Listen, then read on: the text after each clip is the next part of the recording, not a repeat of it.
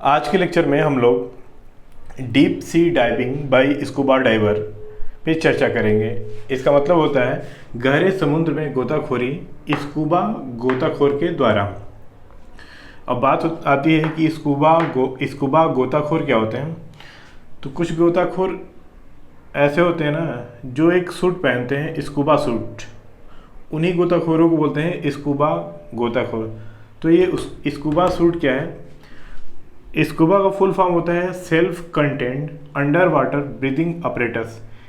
Self contained है under water यानी कि पानी के अंदर ब्रीदिंग कराने वाला एक ऑपरेटस है। एक ऐसा ऑपरेटस है जिसके थ्रू वो पानी के अंदर, स्वचालित ऑपरेटस है जिसके थ्रू वो पानी के अंदर सांस ले सकते हैं। जो डाइवर यानी कि गोताखोर इस सूट को पहनते हैं उनको बोलते हैं स्कूबा डाइवर। और इस सूट को पहन करके वो समुद्र के बहुत गहराई तक जाते हैं।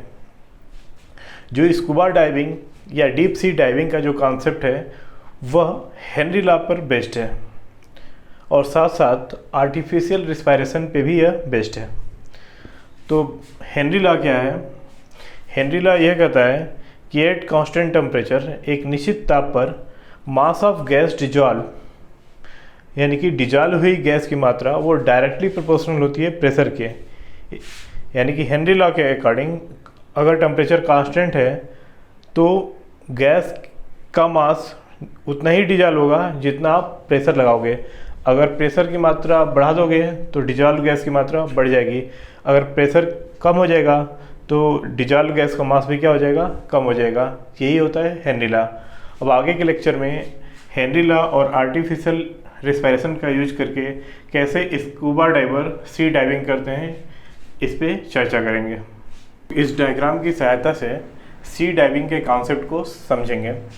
ये हम जो डायग्राम में ऊपर बनाए हैं लाइन, ये है सी की सरफेस है यानी कि समुद्र का सतह है, और नीचे हम बना दिए हैं बॉटम यानी कि डीप सी यानी कि नीचे हमारा गहरा समुद्र है। और आपको एक चीज़ याद रखना होगा कि आप सरफेस से जब डीप सी की तरफ आते हैं ना तो प्रेशर बढ़ता जाता है। सरफेस पे क्या होता है, प्रेशर की वैल्यू कम होती है, लेकिन डीप सी में प्रेशर की वैल्यू ज़्यादा होती है। ये हमारा स्कूबा डाइवर है। इसके पीठ पर सिलेंडर होता है जिसमें नाइट्रोजन और ऑक्सीजन गैस भरी होती है। हम जानते हैं कि जो नाइट्रोजन जो होती है ना, इसकी ब्लड में सॉल्युबिलिटी ज़्यादा होती है। अब ये चूँकि हमारा डाइवर अभी कहाँ है, सरफेस, सी के सरफेस पे, सतह पे है, तो हम जानते हैं कि सतह पे प्रेशर कम होता है। प्रेशर कम होगा तो हेनरी लॉ के अकॉर्डिंग जो गैस जो डिजॉल्व होगी उसके ब्लड में उसकी मात्रा भी घट जाएगी, यानी कि N2 और O2 की सॉल्युबिलिटी ब्लड में क्या हो जाएगी? कम। तो जब हमारा डाइवर सी डाइवर यानी कि गोताखोर सतह पर रहता है तो उसके ब्लड में नाइट्रोजन ऑक्सीजन की मात्रा क्या रहती है? कम। क्यों कम होती है? क्योंकि प्रेशर कम होता है। प्रेशर कम होगा तो गैस की सॉल्युबिलिटी कम हो जाएगी, हेनरी का लॉ।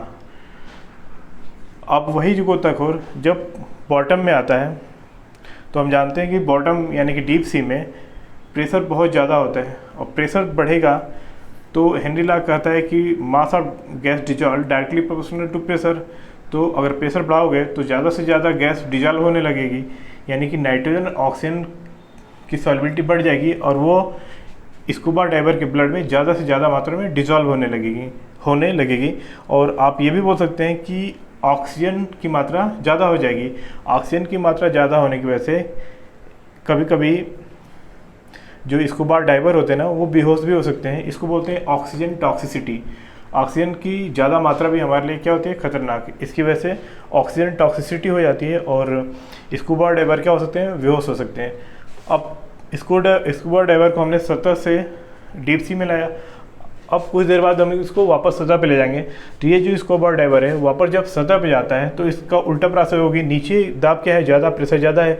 सतह पे जाएगा तो प्रेशर क्या हो जाएगा? एकाएक कम हो जाएगा। जब प्रेशर कम होगा तो हेनरी लॉ के अकॉर्डिंग जो डिजॉल्व गैस की मात्रा भी वो क्या हो जाएगी? कम। तो उसके ब्लड में नाइट्रोजन और ऑक्सीजन की सॉल्युबिलिटी क्या होगी? होने लगेगी, कम होने लगेगी। यानी कि ये जो गैसें हैं उसके ब्लड से क्या करने लगेंगी? स्केप करने लगेंगी।